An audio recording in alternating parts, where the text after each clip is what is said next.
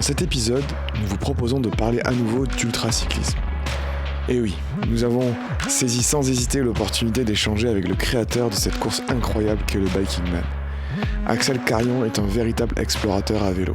Athlète impressionnant, il empile des records comme lors de la traversée de l'Amérique du Sud, en réalisant les 11 000 km séparant Carthagène en Colombie d'Ushuaia en Argentine en 50 jours seulement. Ou bien durant sa traversée de la Corse, en bouclant les 592 km et 11 000 mètres de dénivelé positif de la GT20 en 35 heures seulement. Mais au-delà des chiffres et des records, Axel est une vraie bonne personne, ou buena persona, comme disent les Sud-Américains. Quelqu'un de profondément humain, à la recherche permanente de ce contact avec les autres, celui qui sublime certains moments de vie. C'est quelqu'un d'inspirant qui apporte une vision singulière et rafraîchissante du sport, de l'effort, du rapport à la nature et de l'exploration du monde à travers l'aventure extrême à vélo et la prise de risque qu'elle implique dans nos sociétés modernes ultra connectées et aseptisées. Bref, vous l'avez compris, nous avons grandement apprécié nos échanges avec Axel, aka le chaman cycliste, comme certains l'appellent, et nous sommes ravis à présent de vous les partager. Bonne écoute.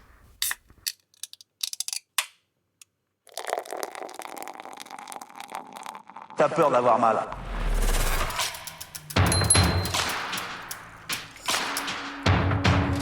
C'est une trompette.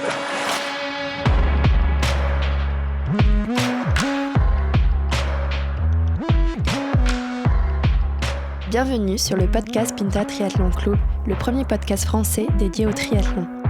Dans chaque épisode du PPTC, vous retrouverez des interviews, des conseils et des actualités sur l'univers du triathlon. Bonne écoute!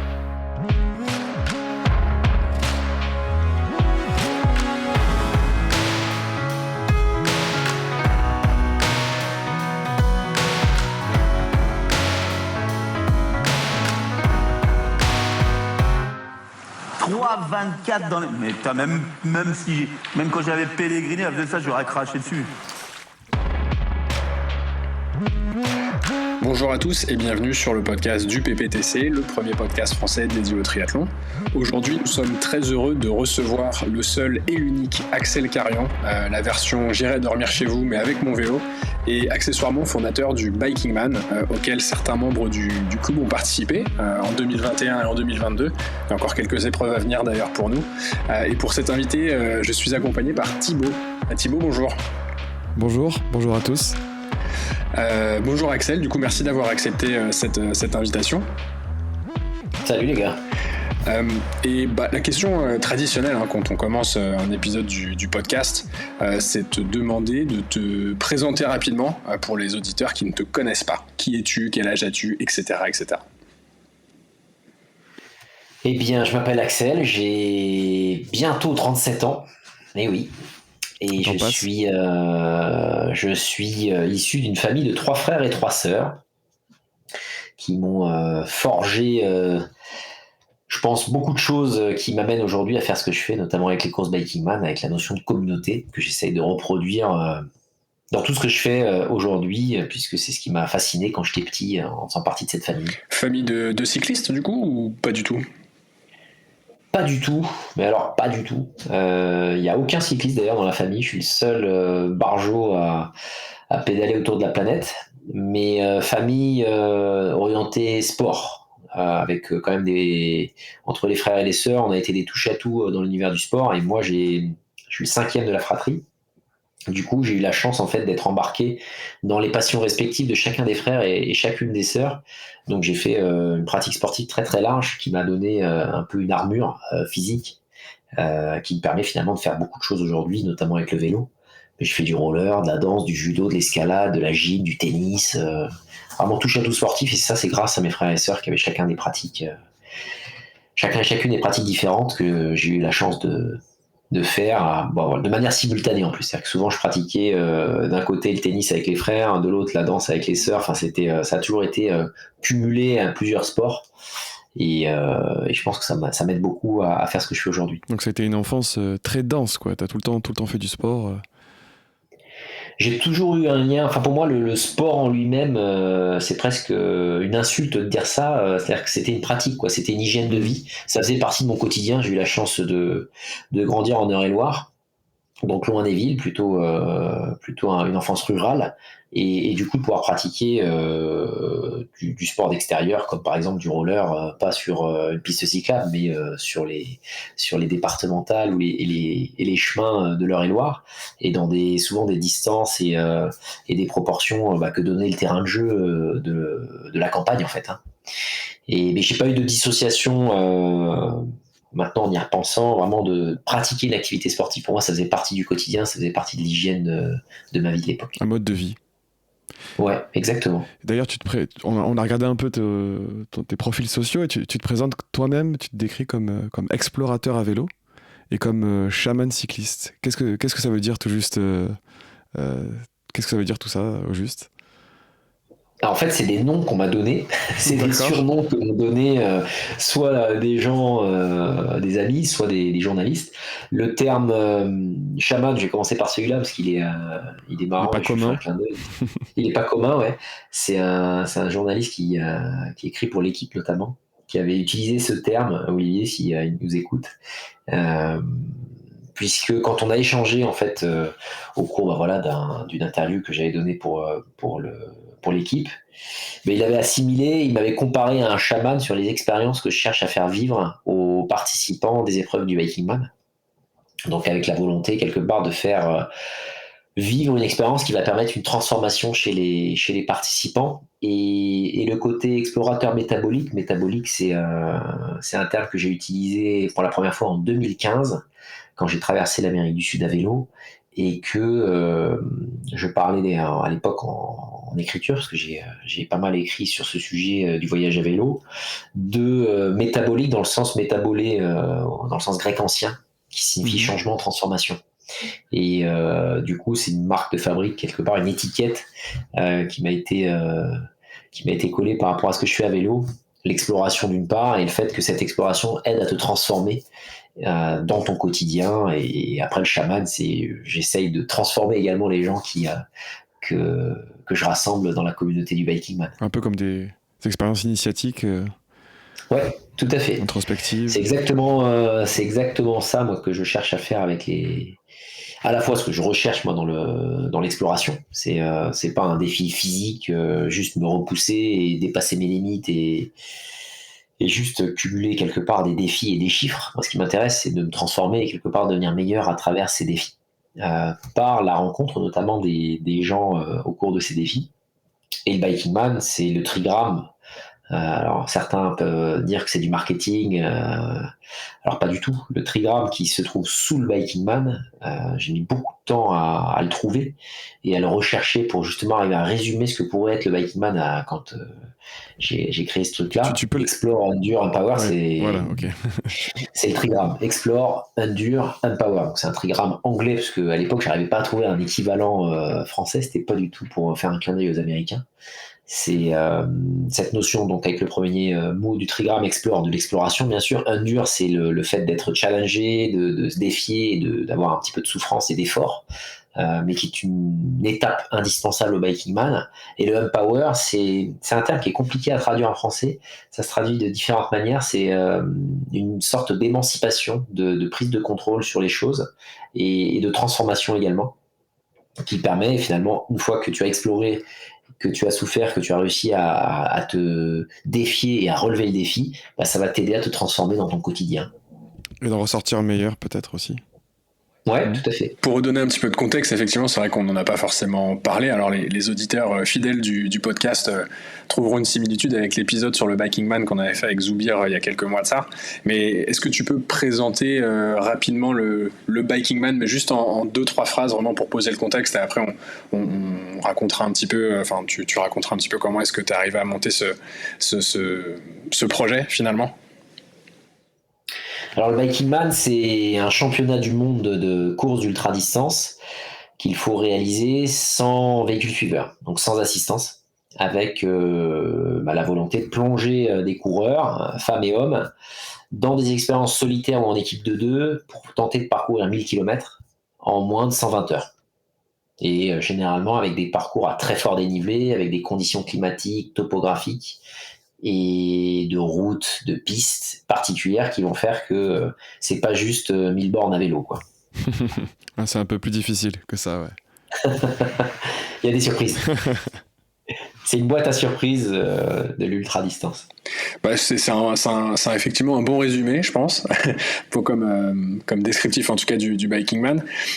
Avant de te lancer dans ce projet, tu as toi-même eu tes propres expériences d'ultracyclisme à partir de 2011, si je dis pas de bêtises. Comment est-ce que tu en es venu à vouloir participer, ou en tout cas te lancer dans ce projet personnel au début, avant d'en faire un projet où les autres peuvent participer? Qu'est-ce qui t'a donné l'envie finalement de te lancer dans ces traversées de l'Europe centrale? Tu parlais de l'Amérique du Sud aussi. C'était quoi ton moteur à ce moment-là? Le moteur, ça a été au départ des amis. Et surtout, ça part souvent de là, ouais, et je vais même aller plus loin que la notion d'amis, c'est la notion de mentor.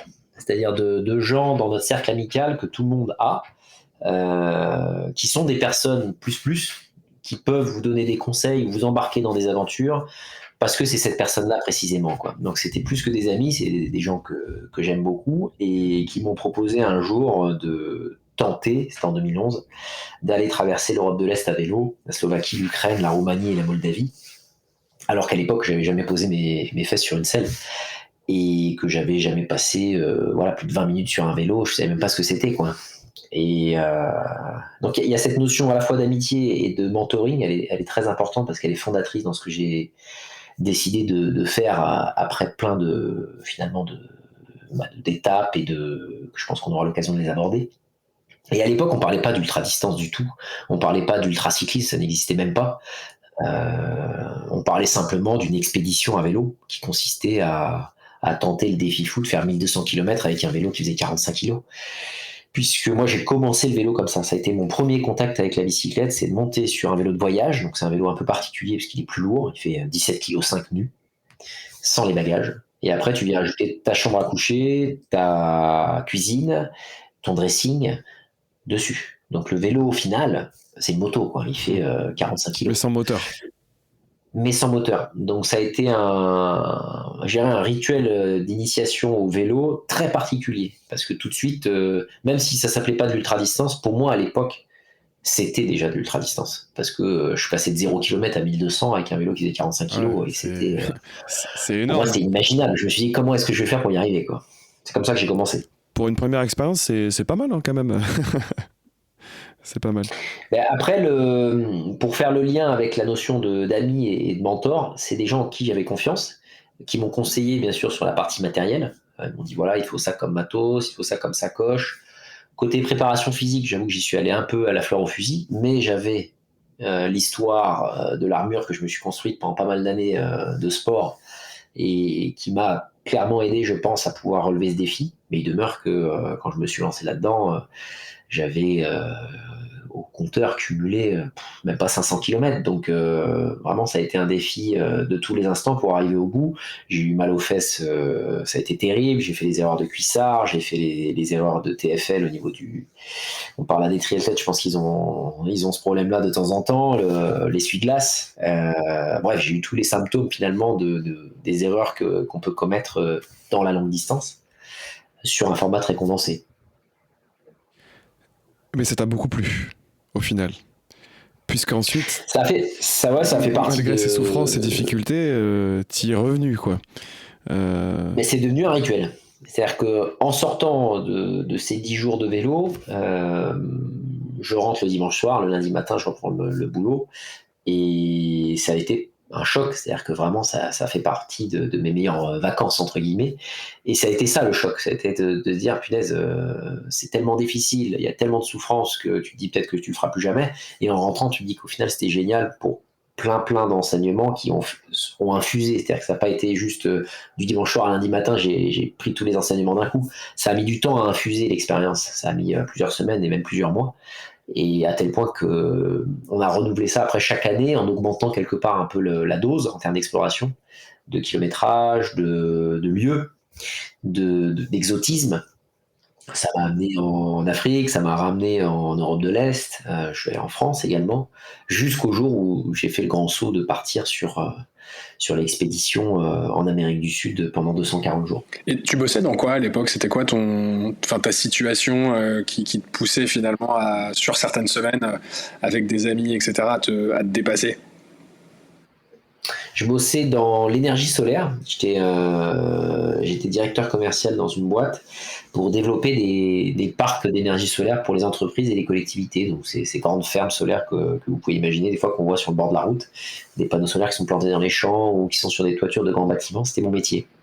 J'allais convaincre des propriétaires de locaux d'activité ou des collectivités territoriales pour changer leur mix énergétique et passer à l'énergie photovoltaïque. Et du coup, à chaque retour de tes semaines, de tes épreuves personnelles en vélo, c'était à chaque fois plus dur de te remettre au travail le lundi? En fait, ça a planté une graine. Et là, c'est vrai on est en 2022, donc ça fait 11 ans. Hein. Donc, tu as le temps de revenir un peu en arrière, d'essayer de comprendre le puzzle qui se produit pour arriver finalement à engager sa transformation. Ça prend plein d'étapes et c'est très compliqué d'arriver au départ à se dire que finalement, c'est une étape qui va te permettre de changer de vie, entre guillemets. Maintenant, avec le recul, clairement, je vois que ça a planté une graine que j'ai alimentée chaque année en répétant le rituel pour, à un moment donné, changer complètement de vie, quoi. Ça fait partie de ces étapes comme celle, par exemple, de pratiquer plein de sports quand j'étais petit, celle de passer du temps également en pleine nature. Tout ça, c'est un puzzle au départ où tu ne vois pas la photo au final, donc c'est très compliqué d'arriver à assembler les pièces ensemble. Mais avec le recul, maintenant, c'est plus facile à assembler pour moi, quoi. Mais clairement, ça a été un événement fondateur, ce voyage. Et oui, donc en fait, tu as eu pas mal d'expériences qui étaient d'abord liées au voyage. Enfin, tu disais c'était mes meilleures vacances, donc c'était un peu une façon de voyager. Et ensuite, tu as évoqué la bascule sur la Cordillère des Andes en 2014. Et donc c'est là que tu dis 2015, pardon.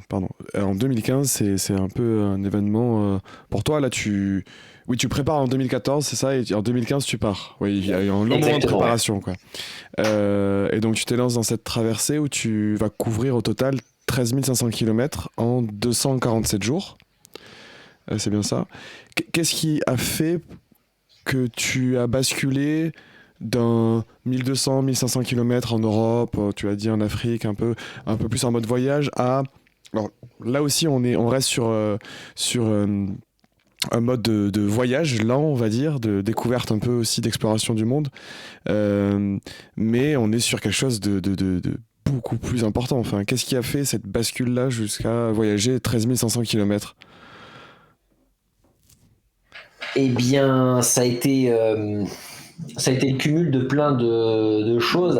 Déjà, dès 2011, en fait, dès le premier voyage, je savais qu'à un moment donné, j'irais chercher d'aller tenter des expéditions au-delà du cadre des 5-10 jours de congé que tu peux consacrer quand tu es salarié dans une boîte. Parce qu'au-delà, ça devient vraiment important en termes de temps monopolisé pour une passion. Entre la famille, les amis, ainsi de suite, pour beaucoup de gens, c'est quand même compliqué de prendre plus de 10 jours de congé dédiés à ça. Mais dès ce premier voyage, je me suis dit, qu'est-ce qui se passerait si je tente de partir sur plusieurs semaines, plusieurs mois, en étant convaincu dès l'époque, dès ce premier voyage, que ça allait mécaniquement provoquer quelque chose d'incroyable, quoi, dont moi-même j'ignorais finalement l'issue. Mais je peux faire la comparaison parce que pour essayer de connecter à votre audience, c'est un peu la même démarche que quand tu es enfant et que tu es en train de gravir une petite colline là, et que tu essaies de sauter dans une mare ou dans une rivière, mais que tu vois pas finalement l'endroit où tu vas sauter. Et que tu es accompagné avec des amis et que tu te dis, on monte, on grimpe et puis on est tout en haut, on est obligé de sauter. Et tu sais pas finalement ce que ça va provoquer. Et t'en as qui sautent pas. Et t'en as qui se disent, je tente, je vais essayer. Et le fait de tenter, d'essayer, tu dis, punaise, ça ouvre le champ des possibles. Et moi, 2011, ça a été ça. C'est-à-dire que dès 2011, je me suis dit, au final, je partirai un jour sur beaucoup plus loin en termes de distance. Mais l'initiation a tellement été difficile et tellement révélatrice de ce que j'étais capable de faire après en vélo et surtout de compréhension de ton corps. D'un coup, tu te rends compte que tu peux parcourir 1200 bornes en vélo, avec un vélo qui fait 45 kilos. Ça révolutionne complètement ta manière de fonctionner et ta conception du sport tel qu'on le pratique aujourd'hui, où tout est cadenassé dans des entraînements, les triathlètes, le planning, tant de pourcents machin en aérobie, tant de minutes, les intervalles, les machins. Au final, sur du voyage et même sur de l'ultra-distance, on est souvent sur des efforts qui sont des efforts d'endurance. Et là-dedans, l'humanité, elle est faite pour ça. Elle est conçue pour pouvoir faire On est tous des athlètes spécialisés dans l'endurance. Dès lors que tu prépares un minimum ton corps, tu es capable de faire beaucoup plus de choses que d'aller très vite, très court. Pour résumer trivialement, pour moi, c'est plus facile de partir sur une traversée d'un continent à raison de 8 heures de vélo par jour que de pouvoir courir à un 10 en 32. Oui, parce que d'un côté, c'est accessible parce que tu peux travailler, tu peux préparer ton corps et puis tu as une préparation de l'esprit, alors que de l'autre, il faut avoir une dotation mécanique, il faut avoir une physiologie, notamment une VO2 et puis une conception physique qui va te permettre d'avoir la cylindrée pour pouvoir courir aussi vite. Et c'est deux univers qui sont différents, et moi j'essaye bien sûr de sensibiliser les gens sur le fait que si tu vas lentement, tu peux aller très loin. C'est très bien résumé. Mais est-ce que malgré tout, par rapport à ce que tu viens de dire là, t'as aussi la volonté parfois de te dire que sur ce qui est potentiellement de l'ultra long pour Monsieur Tout-le-Monde, qu'il est peut-être un peu moins pour toi maintenant parce que tu l'as déjà fait à plusieurs reprises, tu vas être à la recherche d'un record en particulier, tu vas te dire les 1000 km, je vais les faire en 36 heures par exemple, c'est encore quelque chose qui t'anime un peu ou finalement c'est des choses que tu as déjà faites et maintenant tu es plus justement dans la recherche de l'expérience au global? C'est les deux, c'est-à-dire que j'ai eu l'occasion moi de tester mon produit avec, pour parler trivialement, avec ma participation au Biking Man du Brésil l'année dernière. C'était la première course auquel vraiment je participais dans celle que j'organise. T'avais l'air, visiblement, t'as choisi la bonne, hein, elle avait l'air sympa celle-là. Ouais. sur les réseaux, t'as pris la plus facile. Chose. J'ai pris la plus exotique en tout cas, je pense, qui est au championnat cette année, mais ça a été l'occasion, si tu veux, de tester ce que d'un point de vue intuitif, j'avais détecté quand j'avais fait mes voyages. C'est-à-dire de pouvoir venir toucher du doigt l'expérience d'exploration avec un peu d'engagement physique, d'engagement mental, mais sans rentrer dans l'excès des expéditions extrêmes que je réalise en parallèle de ces courses. Et clairement, faut regarder la vidéo, hein. Il y a une vidéo sur YouTube que j'ai partagée là-dessus et je ne l'ai pas fait sous la contrainte, je l'ai fait avec plaisir. Je me suis éclaté. J'ai adoré me retrouver dans ce contexte qui consiste à oublier finalement toutes tes bases d'entraînement mental et physique parce qu'à un moment donné, tu te retrouves dans un contexte où tu es entouré de gens, et je partage souvent ça dans les confs ou dans les podcasts. Concourir, à l'origine, le terme concourir, c'est de compétition, c'est courir avec. C'est ça que signifie l'étymologie de concourir. Et je trouve que le Biking Man, en l'occurrence, quand tu te plonges dedans, t'as beau avoir, comme moi, des centaines de milliers de kilomètres et des défis de malades qui, en termes de taille, font 10 fois, 100 fois ça, tu te retrouves quand même dans un contexte où tu vas avoir le plaisir de courir avec d'autres personnes et où tu vas oublier toutes tes bases. Et tu vas oublier toutes tes certitudes pour quelque part prendre des risques qui sont liés à l'univers de la compétition, qui consiste à aller à un rythme peut-être différent, à faire une erreur stratégique de ravitaillement parce que tu poursuis Thibaut ou Olivier et que tu fais des bêtises de débutant en fait. Et ce jeu-là, je le trouve extrêmement intéressant parce que sur un format de 1000 km, tu peux vraiment t'éclater, quoi, dans le bon sens du terme. Et tu peux faire des erreurs, tu peux apprendre, alors que je crois, peut-être que je me trompe, que quand tu vas au-delà, tu prends beaucoup de risques physiologiques, mentaux, quand tu vas vraiment sur des efforts qui sont, parce que là on parle d'efforts quand même de 70, 80, 90 heures, après tu pars sur des efforts qui sont encore beaucoup plus longs et qui peuvent du coup potentiellement déjà te faire prendre des risques de dingue et en même temps potentiellement te laisser des marques physiologiques que je connais moi sur les expéditions pour avoir fait 500 heures de volume en 2 mois, tu vois, en traversant l'Amérique du Sud, en faisant le record du monde en 2017. Donc en termes de volumétrie, j'ai déjà fait des blocs qui sont pas des blocs. C'est des trucs monstrueux dans l'histoire d'une vie d'un athlète. 1000 heures en 2015, c'est 1100 heures de vélo quand même la traversée, la première que j'ai faite, avec 6 jours et demi de vélo par semaine. Donc le volume d'entraînement, il est monstrueux. Je sais également le prix à payer physiologique. Pour moi, le Biking Man, c'est le juste équilibre. Tu vois, tu n'as pas forcément besoin d'aller chercher forcément plus de kilomètres ou plus de doses. C'est un bon terrain de jeu et un bon équilibre pour s'éclater, s'exploser dans le bon sens du terme sans prendre trop de risques. Je suis assez d'accord parce que pour l'avoir fait tout récemment là, au Portugal, la première chose qui m'est venue à l'esprit, c'est que c'est une aventure. Et je trouve que effectivement, ça donne. Alors effectivement, j'ai pas eu l'occasion d'avoir des expéditions comme tu as faites, mais ça donne un aperçu, je pense, de qu'est-ce que l'exploration. Et même si on est dans un format où on dort à l'hôtel ou des choses comme ça, ça reste une aventure parce qu'il y a plein de places à l'imprévu, comme tu l'as décrit. On peut faire des erreurs de ravitaillement, de dire en fait là il y a 80 bornes et il n'y a rien à boire, rien à manger, et en fait on n'a plus rien, voilà, où on n'a pas l'hôtel réservé, on ne sait pas où on va dormir, etc. Donc il y a ce côté aventure sur un format qui est assez court entre guillemets par rapport à tout ce que tu décris comme exploration et ce que tu as pu faire, et avec un minimum d'encadrement. On va y venir plus tard quand on va parler un peu plus de la course, mais c'est vrai que c'est une super expérience. Et il y avait une question qu'on voulait te poser par rapport à tes expériences à toi avant d'en venir principalement au Biking Man, c'est quels sont tes meilleurs et tes pires souvenirs à vélo lors de tes explorations personnelles au final, parce que tu touches un peu du doigt à certains moments difficiles, mais est-ce que tu peux nous en décrire quelques-uns? Le meilleur souvenir là-dessus, sans trop réfléchir, c'est la traversée du chemin royal des Incas que j'ai tenté à 2 reprises, mais que j'ai réussi en 2019, accompagné de l'allemand Jonas Deichmann, un ami qui est également explorateur, pour lui encore plus largement, pas qu'à vélo, parce qu'il fait maintenant des trucs sur le triathlon. C'est clairement c'est le meilleur souvenir que je mettrais au sommet de la pyramide des choses que j'ai pu tenter d'accomplir. Pour tout le contexte, en fait, tout le cadre de... Bon, moi, faut pas chercher très loin pour voir que je suis amoureux de l'Amérique du Sud et que j'adore ce territoire parce que c'est un territoire à la magnitude tellement différente de l'Europe à bien des égards, que ce soit sur la topographie, la géographie, la culture, les humains qui y vivent. C'est vraiment un territoire qui m'a marqué. Et le chemin royal des Incas, clairement, c'est pour moi l'expé la plus dingue que j'ai pu réaliser, parce que c'est magnifique, c'est indescriptible, faut y aller, quoi.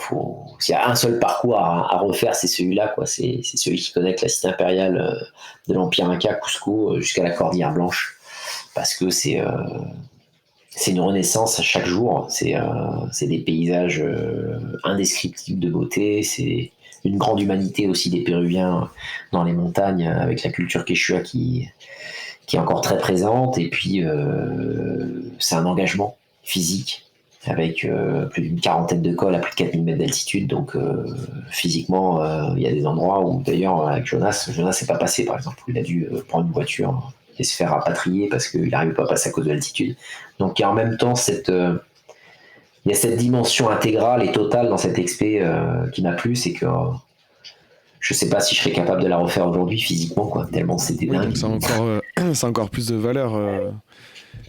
Vraiment, c'est un truc, je l'ai fait grâce et avec Jonas. Je sais pas si aujourd'hui je serais capable de le faire, en sachant qu'on est arrivé la veille du début du check-in de la course du Pérou, l'Inca Divide, qui démarrait à 2 heures de l'endroit où on est arrivé à l'expé. Donc le timing était très très serré pour après enchaîner sur l'organisation d'une course là-bas. Ça, c'est pour moi le meilleur souvenir, clairement. Donc c'était en 2019 et c'était 1900 km en 16 jours, c'est ça? 1900 bornes avec, à l'époque, je me souviens plus du dénivelé, je crois que c'est 35 ou 40 000 mètres de D+, mais surtout le franchissement de col. Il y avait 35 cols à plus de 4000, je me souviens plus exactement, 3 ou 5 au-delà de 4009. Donc le manque d'oxygène se fait ressentir. L'accès au ravito qui est très très compliqué, l'accès à l'eau. Le froid potentiellement aussi. Ouais, il fait moins 20, ouais. Moins 20 dans la Cordillère des Andes, ouais. Moi, le froid me dérange pas trop. Jusqu'à moins 20, moins 25, ça va, c'est gérable. En plus, c'est du froid sec, donc c'est pas Mentalement, c'est dur, mais c'est pas le plus dur. C'est marrant parce que malgré la performance qui est un record, tu parles beaucoup des personnes que tu rencontres, des paysages que tu traverses. On a eu l'occasion de voir une vidéo où tu parles un peu de tes expéditions et t'évoques aussi le fait que à découvrir des lieux comme ça, des lieux magnifiques, quand on le fait à la force de ses jambes, ça a encore plus de valeur. Qu'est-ce qu'on ressent quand on arrive dans des lieux incroyables comme ça, à l'issue de milliers de kilomètres, de centaines, très très difficiles, ça doit être indescriptible en fait. Si tu veux, je vais revenir sur quelque chose que je vous ai dit et communiqué en tout début de podcast. C'est que on a tendance à appeler sport quelque chose qui finalement, dans des pays comme ça, il n'y a pas de sport. C'est leur vie.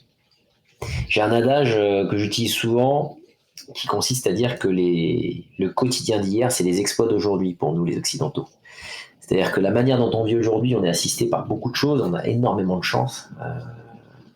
Mais il faut se souvenir de comment vivaient les gens il y a 40 ans chez nous en France, et même au Portugal, tous les deux qui vous connaissez maintenant avec le Biking Man du Portugal, mais si vous parlez à des Portugais comment ils vivaient il y a 40 ans, on serait choqués de mode de vie qu'ils avaient, le fait qu'il fallait marcher 10 bornes peut-être pour aller à l'école. Dans la Cordillère des Andes, que j'ai eu la chance de traverser 2 fois, il y a encore beaucoup de gens qui vivent comme ça.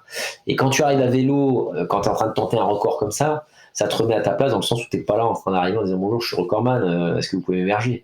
C'est bonjour, racontez-moi comment vous vivez, comment vous arrivez à survivre dans des conditions pareilles. Quand tu arrives dans un village à 4400 mètres d'altitude et que tu as des Péruviens qui par gentillesse te proposent de t'héberger pour la nuit, t'es pas là pour leur parler de kilomètres ou de dénivelé ou de ton vélo gravel.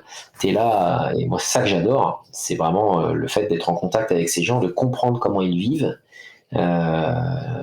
et puis surtout d'établir un lien.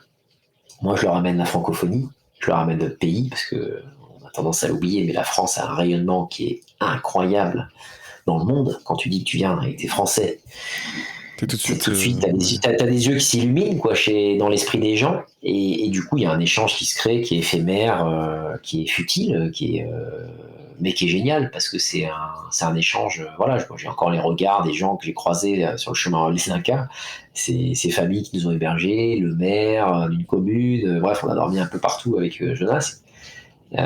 C'est de ça dont je me rappelle, c'est pas l'école que j'ai gravie, voilà, les 40 000 mètres de D+, oui, ça c'est une statistique qui permet d'éviter finalement de parler du reste. Moi ce qui m'intéresse c'est le reste.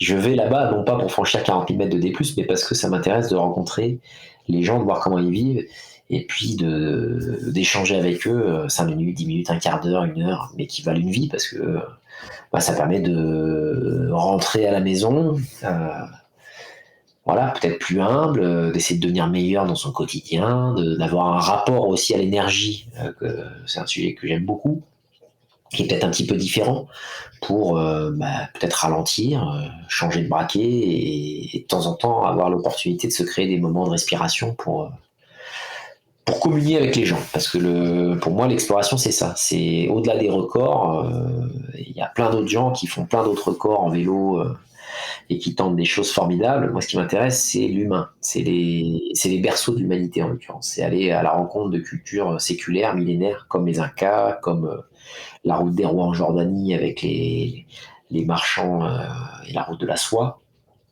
C'est le Laos avec le Triangle d'Or. C'est le Sri Lanka. C'est des expéditions qui vont me permettre quelque part de continuer d'explorer un monde qu'on nous présente trop souvent comme un monde fini aujourd'hui.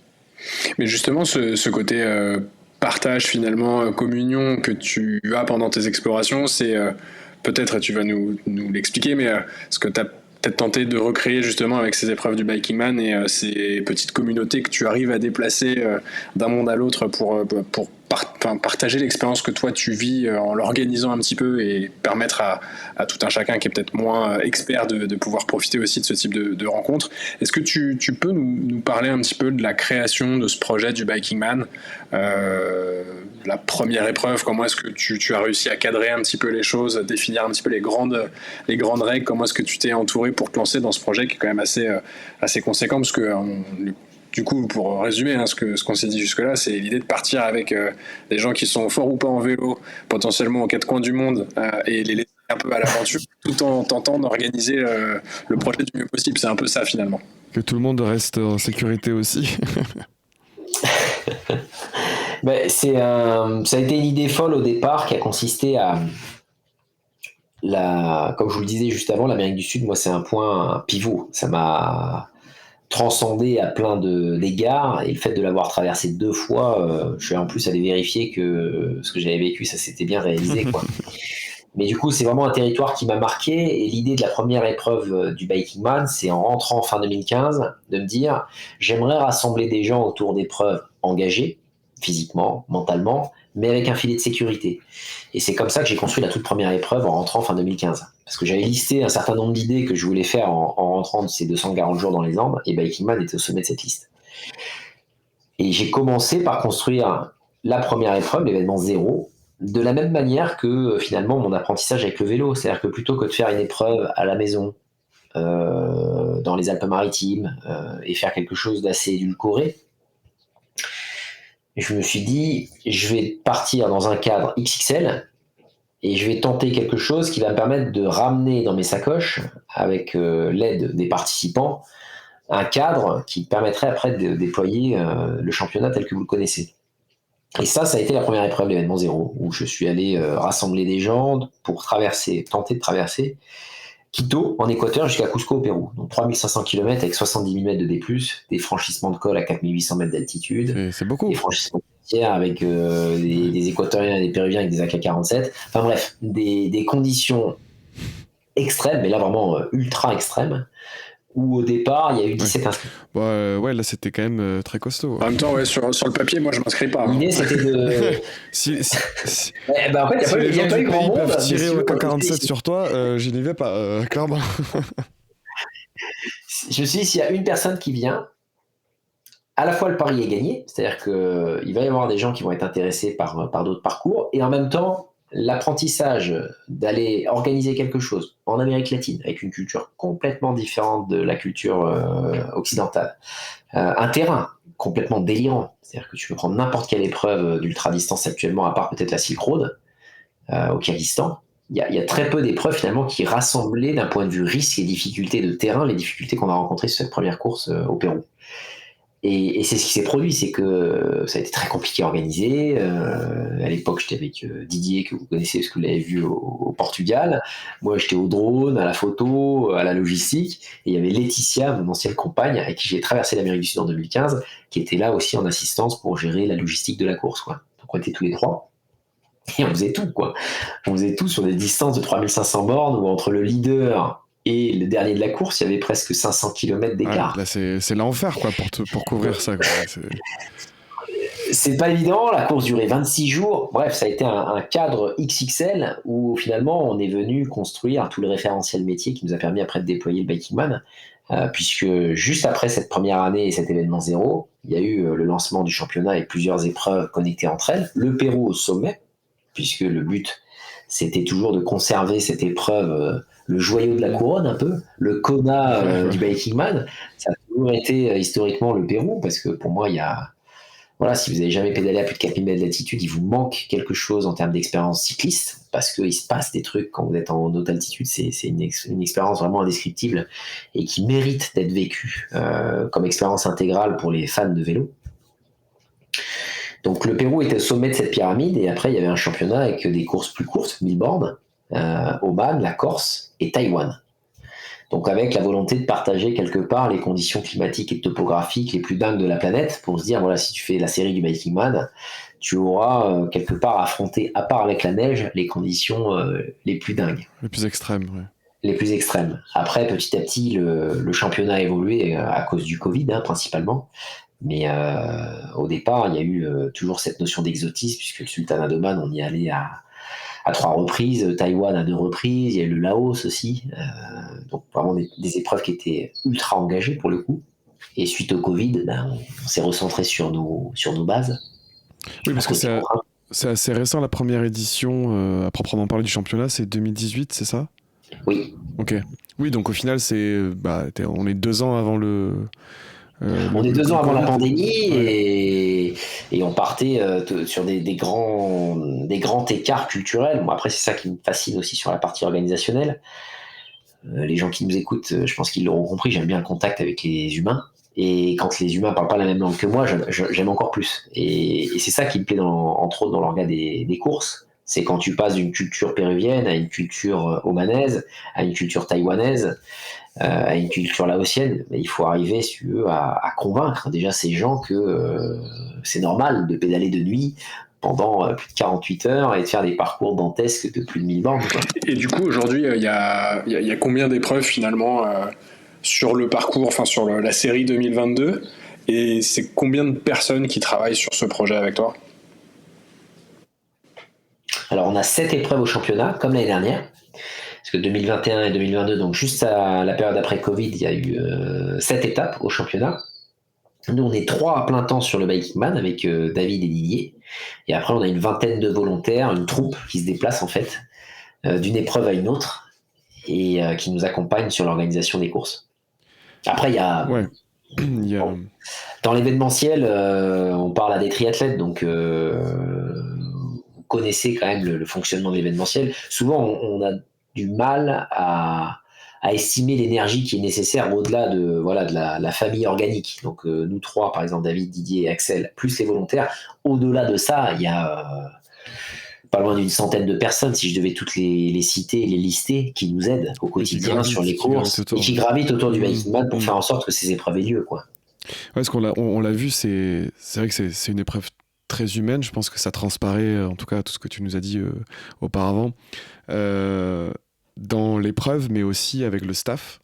Il y a un lien fort avec le staff, puisque pour que les gens comprennent un peu, ceux qui ne sont pas vraiment habitués à ce type d'épreuve, c'est que il y a les Race Angels, on en a parlé dans notre épisode précédent déjà, qui nous suivent. Alors tu parlais tout à l'heure de référentiel métier, je ne sais pas si c'est comme ça sur absolument toutes les courses, mais en tout cas au Portugal, il y avait 5 véhicules qui couvraient les distances, donc il faut faire le lien entre le premier qui est très très très très rapide et trop rapide souvent. Ouais, trop rapide, et la lanterne rouge, et il y a 2 motards, un motard qui couvre l'avant de la piste et qui ferme fait un peu la voiture, la moto-balai on va dire.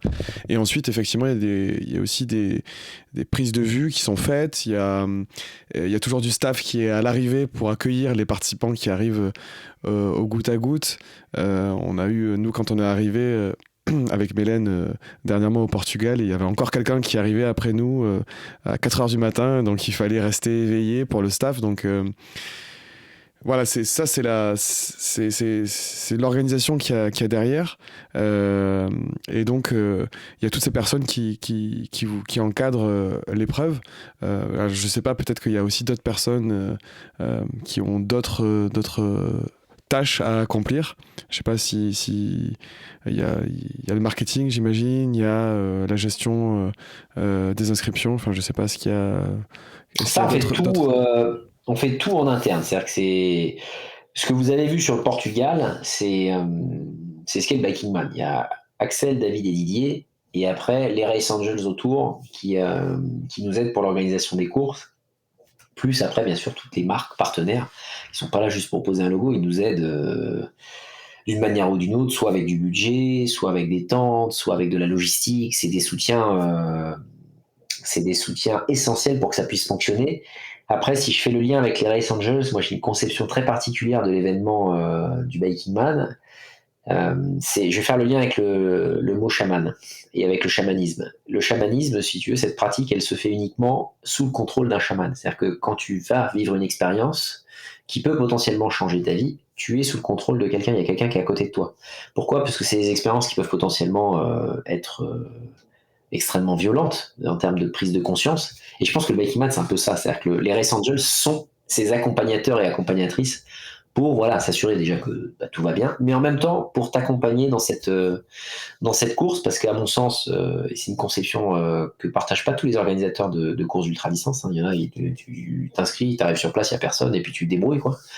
Moi, c'est pas du tout la notion que je cherche à partager, c'est que tu vis quelque chose de fort et tu as des gens tout autour qui sont des miroirs et qui sont des personnes qui sont là pour t'accompagner, pour vivre cette expérience.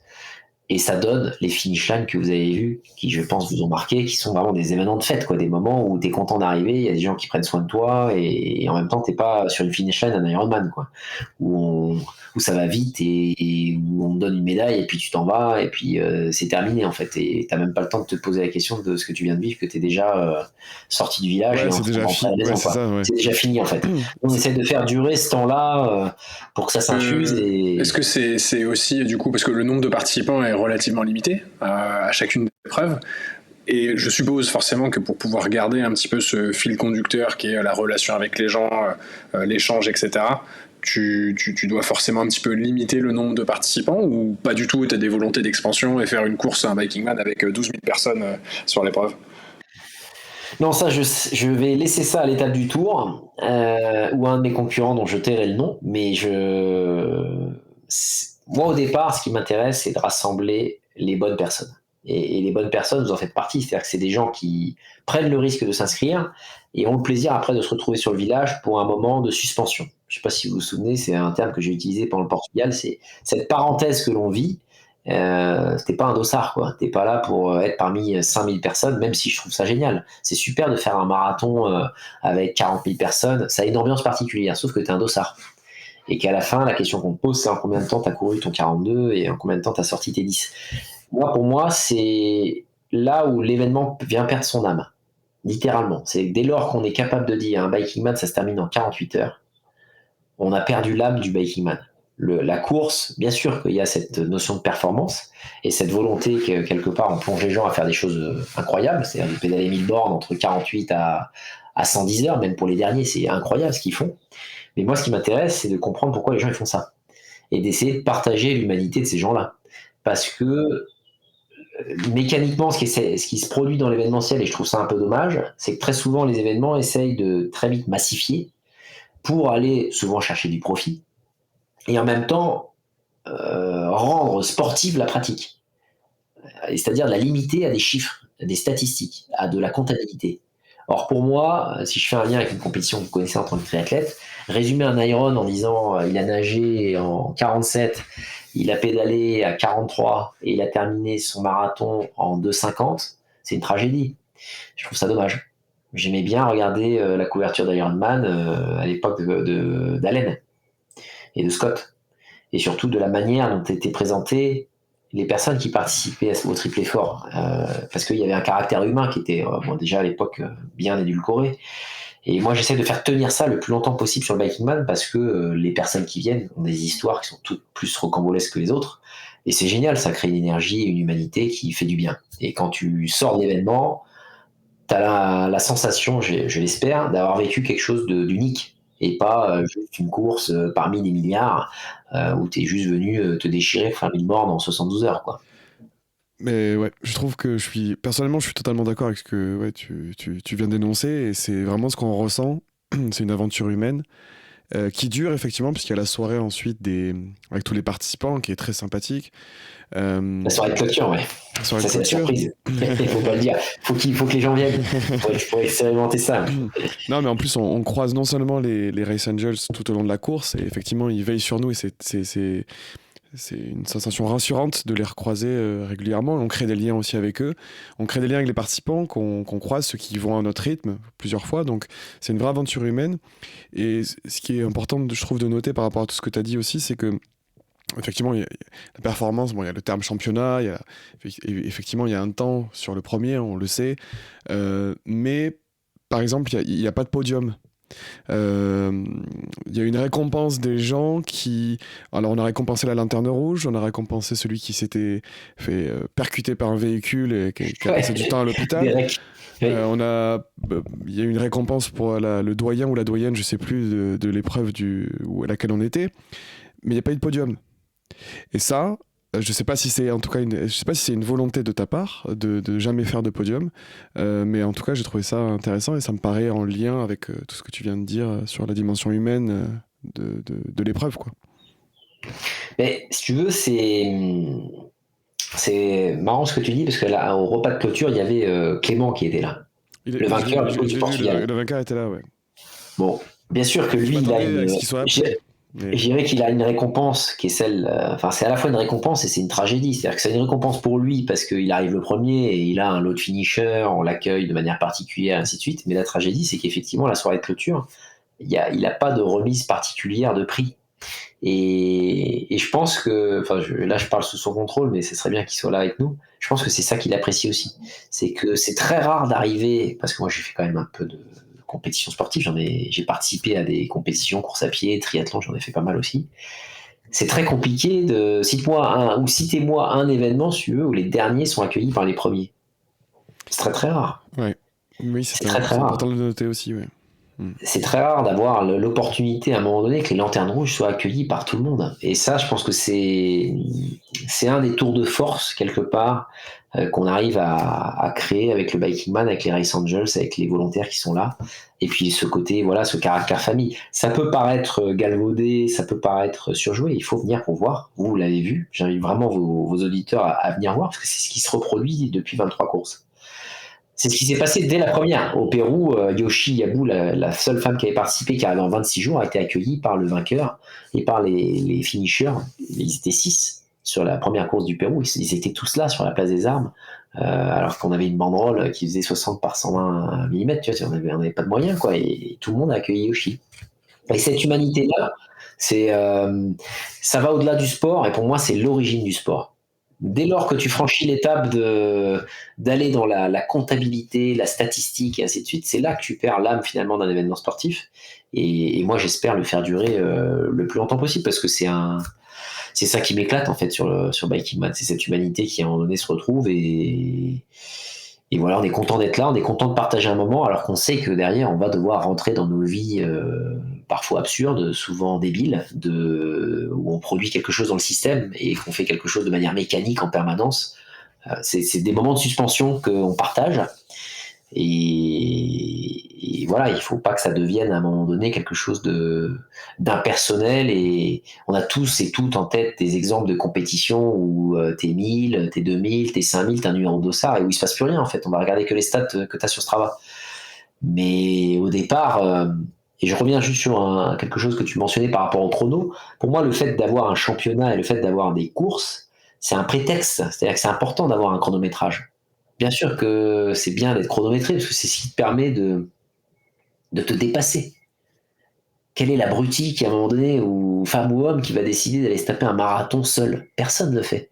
Tu vas pas te courir 42 bornes tout seul, tu vas pas te faire un Ironman tout seul chez toi. Tu le fais parce que t'es rassemblé autour de gens et que tu as un chrono. Si tu n'as plus de notion de chronomètre, il n'y a plus de marathon, il n'y a plus de triathlon. C'est le prétexte pour te dépasser et te rassembler. Mais il ne faut pas oublier que le prétexte est fait pour se rassembler. Il n'est pas fait juste pour ramener un chronomètre en main. Et la performance peut très bien être ramenée à ta performance personnelle, en fait, sans forcément être mis en comparaison avec les autres. Exactement. Et le temps, si tu veux, pour moi, c'est si tu résumes un événement sur ton temps, bah, finalement, tu viens cacher la vérité qui t'a poussé à faire ça. Pourquoi t'as consacré autant d'énergie à t'entraîner, à te préparer physiquement, mentalement pour ce type d'épreuve? C'est quoi la motivation que t'as eu derrière qui t'a poussé à trouver cette énergie-là? Et c'est ce que cherchent les gens, en fait. Mais en plus, c'est vrai que sur l'épreuve, c'est une épreuve sportive, mais c'est vrai que c'est du sport, pas en compétition entre guillemets de l'un contre l'autre. Moi, ce qui m'avait vraiment marqué quand j'ai pu participer, c'était ne serait-ce que ce groupe WhatsApp qui est un groupe d'entraide pendant l'épreuve pour signaler les dangers, informer de ce qui se passe, etc. C'est vrai qu'on a du mal à imaginer une autre épreuve, une autre compétition où finalement tu donnes des tips pour potentiellement mieux t'en sortir que faire en sorte que ton adversaire, je mets des guillemets à ça, puisse s'en sortir mieux que toi, quoi. Et ça, c'est vrai que c'est quand même assez... je trouve que ça résume bien un petit peu l'atmosphère autour de cette épreuve. Ouais. C'est un côté... Il faut rappeler que c'est un... Après, t'as donné plein de mauvais conseils, hein, toi. Oui, mais moi, j'étais encore dans le format compétition, tu vois, c'était le problème. Après, c'est des courses qui sont quand même très dangereuses. Il faut le noter quand même. Il y a énormément de risques pris par les participants. On n'est pas dans le cadre d'un triathlon ou d'un marathon où tu cours le long de barrières, en fait. C'est-à-dire que tu as des barrières de partout, tout est sécurisé, les routes sont neutralisées. On est sur un format débridé et ça, faut pas l'oublier. Et du coup, cette notion de rassembler des gens, pour moi, elle est essentielle déjà de ne pas avoir 1000 personnes, parce que, à mon sens, les moyens qui devraient être mis en œuvre pour avoir 1000 personnes sont tels que ça ne pourrait pas s'organiser en respectant l'éthique de la course sans assistance et le fait que finalement il faille que tu te débrouilles par tes propres moyens. Mais en même temps, il y a cette solidarité qui se crée dans l'effort. C'est-à-dire que c'est tellement dingue les défis dans lesquels vous vous lancez et dans lequel on s'élance aussi nous en tant qu'orga, parce que finalement le rythme imposé par les participants et le rythme que l'orga a avec les volontaires, où on ne dort pas pendant des jours et où c'est incroyable. C'est exténuant physiquement. C'est vraiment une épreuve. C'est pour moi, pour avoir fait les deux, c'est plus fatigant d'organiser que d'être au vélo. T'es plus exténué en fait quand tu organises. Parce que les Race Angels sont tout le temps sur. Ils sont toujours sur le qui-vive pour attendre les gens et voilà, gérer les situations d'urgence ubuesques. Savoir qui a signalé qui dort ou pas, parce qu'il y a le groupe WhatsApp qui est utile pour ça en fait, pour prévenir les Race Angels que ok, on s'arrête. C'est comme si on se lançait avec un groupe dans un défi fou. Et que finalement, au-delà du défi, il y a la solidarité qui demeure pour la survie. Mais finalement, c'est l'histoire de l'humain. L'humanité, c'est ça. C'est qu'à un moment donné, on se défie, on a fait des guerres, on a fait des choses terribles, mais à un moment donné, pour arriver à survivre, t'es obligé de faire preuve de solidarité. Et en fait, t'as ce mélange de défis, mais solitaire et solidaire à la fois. Et ça, c'est si demain on était 3000 sur le Biking Man du Portugal, ça disparaîtrait complètement. Il n'y aurait plus jamais ça. Ça serait une épreuve de masse, ça serait une étape du tour ou ça serait un Ironman. Mais moi, c'est pas du tout la vocation que je cherche à donner aux épreuves et aux championnats. Et moi, j'ai une double question pour toi, finalement, sur tout ça. C'est qu'est-ce qui te fait dire qu'une épreuve est réussie ? C'est-à-dire qu'une fois que tout le monde est arrivé, qu'est-ce qui te fait dire que c'est réussi ? Tu peux passer entre guillemets à celle d'après. Et quelle satisfaction tu as à organiser ces épreuves ? Et je pense que la satisfaction, tu l'as une fois que l'épreuve s'est bien passée aussi. C'est pour ça que je lis un petit peu les deux questions. Un peu liées, ouais. Une épreuve réussie, c'est très compliqué. Pour moi, j'essaye toujours d'améliorer en fait ce que j'essaie de mettre en œuvre avec l'aide des Race Angels et de Didier David sur Biking Man. Il y a toujours une amélioration continue, c'est comme ça que je fonctionne dans la vie et c'est un peu comme ça que je fonctionne dans l'entraînement aussi. Je cherche toujours à améliorer et faire en sorte que l'épreuve se passe du mieux possible. Je dirais que c'est le moment que vous avez vécu à la soirée de finisher. C'est juste c'est la projection du film. C'est la réaction qu'on a à la projection du film et de voir les regards, observer les gens et essayer de sentir l'énergie qui se produit à ce moment-là pour voir si ça a été réussi ou pas. Pour moi, ça va être mon moyen de mesure. C'est vraiment la soirée de clôture, de voir déjà le nombre de personnes qui sont restées, l'ambiance qu'il y a. Et en sortant de ça, je sais si l'épreuve a été un succès ou pas. Et après, la deuxième question, c'était quoi ? C'était la satisfaction que tu trouvais qui était associée au fait de réussir l'épreuve. Enfin, le plaisir que toi, tu arrives aussi à prendre à organiser finalement ces épreuves qui sont réussies à la fin de la semaine, quoi. Je vais faire un parallèle avec l'entraînement. Pour moi, c'est quasiment pas de plaisir, en fait. C'est parce que on va dire que c'est 99% de souffrance, de tension, de stress et de préoccupation pour 1% de satisfaction. Et c'est comme le vélo. Beaucoup. C'est pas beaucoup, mais le 1% mérite les 99%. Je peux pas le résumer autrement, vraiment c'est ce qui me vient spontanément. C'est un peu comme l'analogie pour moi du vélo. C'est un peu comme effectivement, enfin la douleur, la difficulté des traces que tu franchis, finalement, tu trouves du plaisir là-dedans. Malgré les 99% de difficulté, tu gardes le bon pourcent, quoi. Exactement. Mais c'est ça pour moi le sport, si on devait le résumer, ça doit être ça, quoi. Ça doit être justement cette capacité de se plonger dans des efforts qu'on juge invraisemblables à accomplir. Quand on les vit, on se dit c'est pas possible, j'y arriverai jamais. Et avec le recul, quand on les a accomplis, on se dit punaise quand même, ouais, ça valait le coup. C'est ce qui, oui, voilà, ça fait le parallèle à nouveau avec le trigramme. Oui, exactement. Exactement. Pour moi, c'est ça. C'est à un moment donné, si tu arrives à. L'essentiel, c'est qu'il y ait ces 1% là. Et les 1%, c'est la soirée des finishers, c'est la soirée de clôture, c'est les histoires que je découvre de gens que je croise sur le Viking Man. Tous les souvenirs que je garde. Les souvenirs, les échanges, alors même s'ils sont éphémères et parfois très courts, parce qu'on est quand même dans le jus, dans l'organisation, mais il y a toujours des échanges avec les participants, notamment les arrivées nocturnes qui sont généralement spectaculaires. Voilà, c'est toutes ces petites choses qui font qu'à un moment donné, tu dis, ça valait quand même le coup de construire tout ce barda là, et puis d'arriver à rassembler ces gens-là. J'avoue qu'en tant que participant, moi, c'est les derniers kilomètres ou les derniers mètres où bon, sur les parties pavées, hein, c'était pas un Portugal, on termine sur les parties pavées, mais en fait il y a un moment, tu parlais de moment de suspension, bah là tu réalises ce que t'as fait, tu réalises que t'arrives à la fin, que t'es au bout de l'effort et tout ça, et j'ai trouvé il y a un moment d'introspection un peu avec soi-même, de partage aussi, parce que quand on le fait en duo, on peut aussi échanger sur les derniers mètres, et ce moment c'est super. Et quand on voit à l'arrivée que finalement il n'y a pas juste deux pauvres personnes ou personne, et qu'en fait il y a le staff voilà, qui t'accueille, et c'est encore une super surprise. Et en tant que participant, cette satisfaction-là sont assez importantes. Et c'est vrai qu'il y a un parallèle aussi, comme tu disais, entre la personne qui vit son épreuve et les organisateurs. Parce que là, on te parlait de ta question, la question était orientée organisateur. Finalement, ouais, c'est ça. Pour les deux, c'est beaucoup de souffrance et 1% de plaisir, quoi. Ouais, et à chaque fois, tu te dis, c'est la dernière fois. Enfin, moi, en tout cas, c'est ce que je me dis. À chaque épreuve, je me dis, c'est la dernière fois que je fais ça. C'est la dernière fois, parce que c'est tellement dur. Et finalement, c'est la même chose avec le vélo. Quel que soit le défi dans lequel je me lance, que ce soit une course Viking Man ou une expédition plus importante encore, je me dis, c'est la dernière. C'est la dernière fois que je fais ça. C'est stupide, c'est débile. Et à la fois, c'est génial. Parce que ça permet de se remettre en cause en permanence, d'essayer de sortir de sa zone de confort.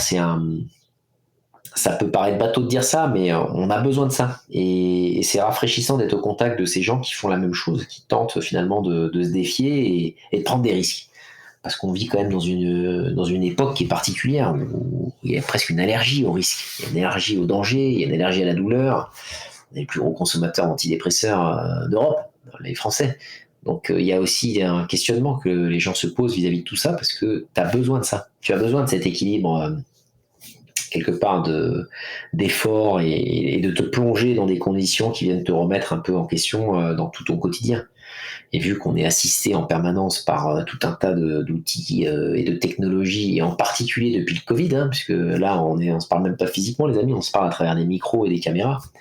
Je pense qu'il y a un besoin vraiment de renaître pour les gens, quoi, de se replonger complètement en milieu naturel, pour plonger dans la piscine et se souvenir que c'est de là d'où on vient, et qu'il faut pas oublier de là où on vient, parce que c'est ce qui permet après d'être au quotidien peut-être moins stressé, peut-être plus en accord avec ses propres valeurs, peut-être plus sympa aussi avec ses proches, sa compagne, son compagnon, plus connecté à la nature, aussi, tout ça. Je pense que ça c'est un peu une boule à facettes pour les participants. Chacun peut y trouver quelque chose en fonction de sa sensibilité, et le but, c'est pas de faire en sorte de revenir en permanence sur l'épreuve comme tu reviens sur le marathon de New York ou le marathon de Paris, et tu fais ça comme une répétition presque écervelée de l'effort. Non, c'est que tu fasses ça, et peut-être que derrière, je sais pas moi, tu changes de boulot, tu crées ta boîte, tu changes de vie, que l'épreuve humaine et sportive que tu as vécue t'aide dans ton quotidien à devenir meilleur. Tu recrutes. Que tu reviennes, c'est génial. Si tu reviens pas pour faire plein d'autres trucs, c'est génial aussi. Et on voit que c'est ça qui se passe en fait, parce que moi, ça fait depuis 2016 que j'ai commencé à bosser sur ce projet, et on a du coup pu voir des gens qui ont complètement changé de vie avec le temps, et c'est super, parce qu'au final, c'est un privilège d'avoir l'opportunité de faire ça en tant qu'organisateur d'événements. Et le futur, tu le vois comment pour l'épreuve? C'est quoi ton grand rêve pour cette épreuve, pour ce championnat? Si je devais en avoir qu'un seul, ça serait de pouvoir faire renaître le joyau de la couronne.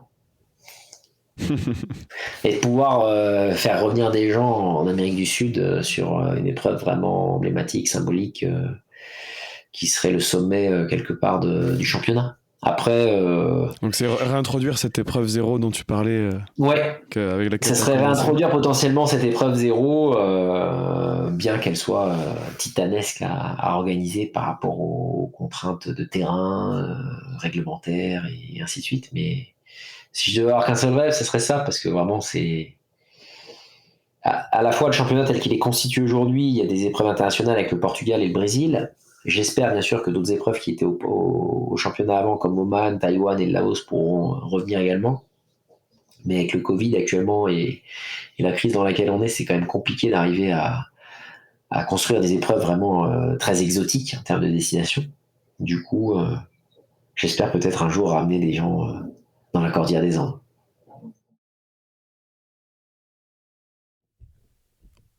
On a une autre question aussi sur des questions plus personnelles, sur tes passions. Est-ce que tu as une autre passion en dehors du vélo? C'est une très bonne question. Est-ce que tu as le temps d'avoir d'autres passions d'ailleurs? Est-ce que tu as le temps d'avoir d'autres passions aussi? Ouais.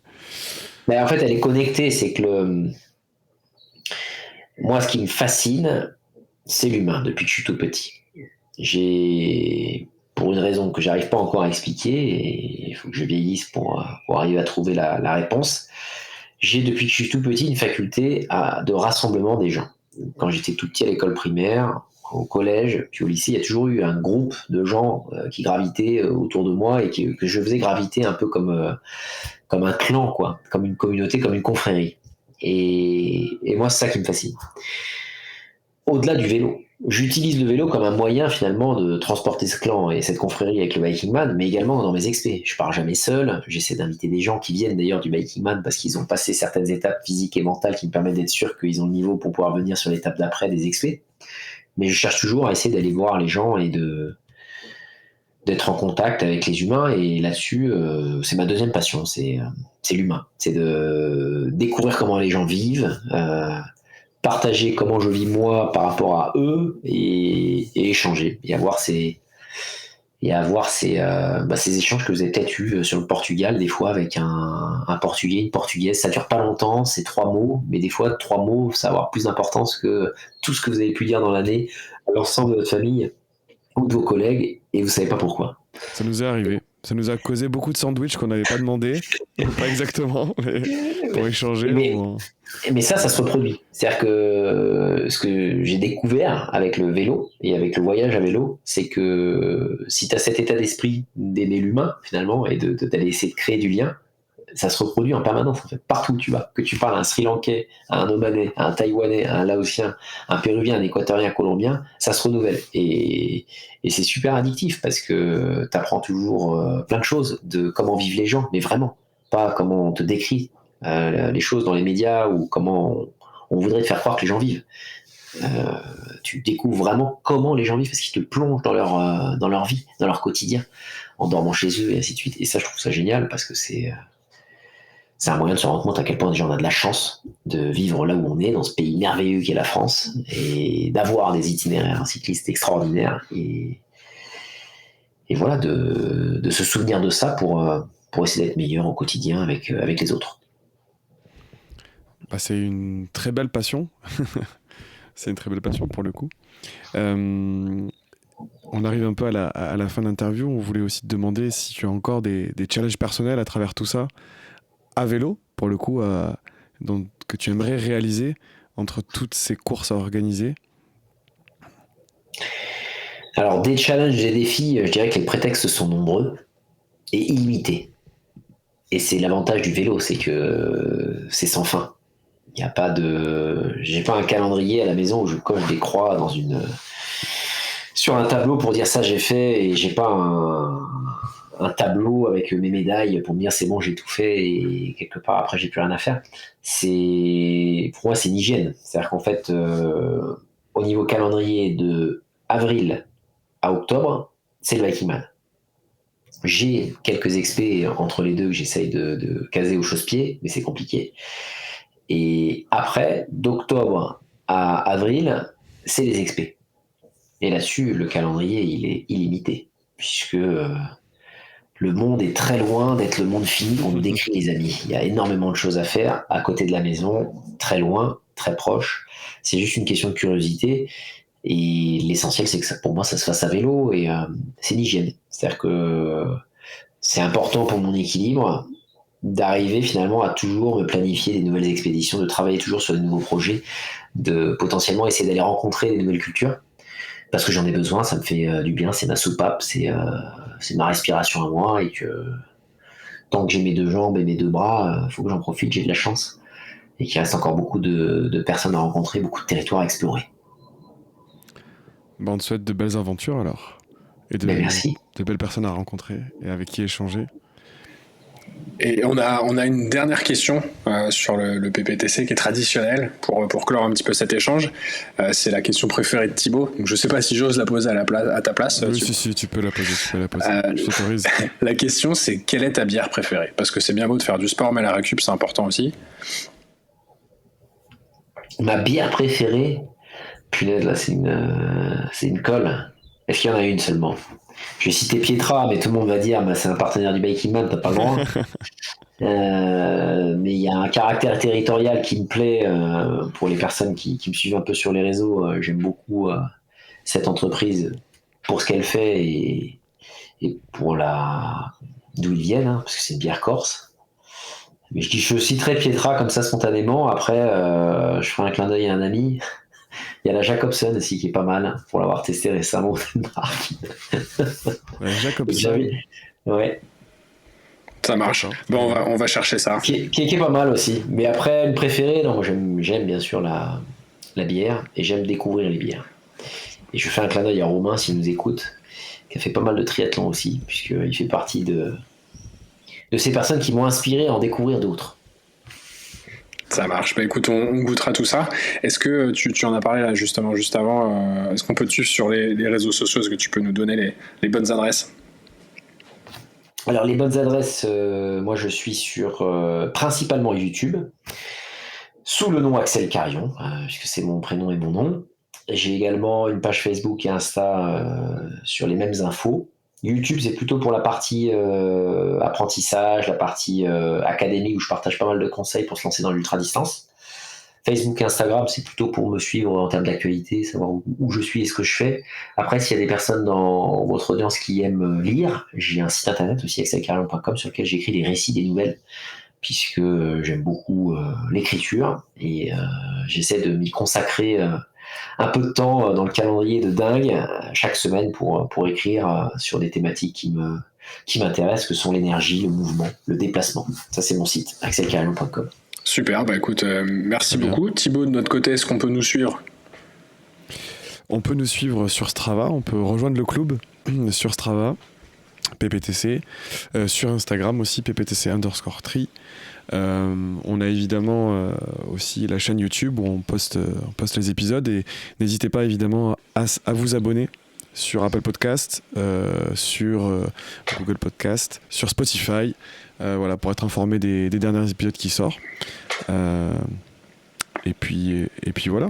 Merci beaucoup Axel. On aurait aimé échanger encore plus. Il y avait encore beaucoup de choses à dire, mais je pense qu'on invite nos auditeurs qui le souhaitent à aller sur un Biking Man, à prendre le risque d'aller sur un Biking Man. Ils seront pas déçus. On a beau dire beaucoup de choses, il faut y aller pour découvrir ce que c'est vraiment. C'est vrai. L'expérience compte. Il faut que chacun se fasse son propre avis. Merci beaucoup en tout cas pour l'invitation. Bah, merci à toi. Merci, et n'oubliez pas que l'important, c'est le club. C'est le club, bien entendu. Allez, merci. Au revoir. Salut. J'en ai marre d'entraîner des cons, sans déconner, je te jure.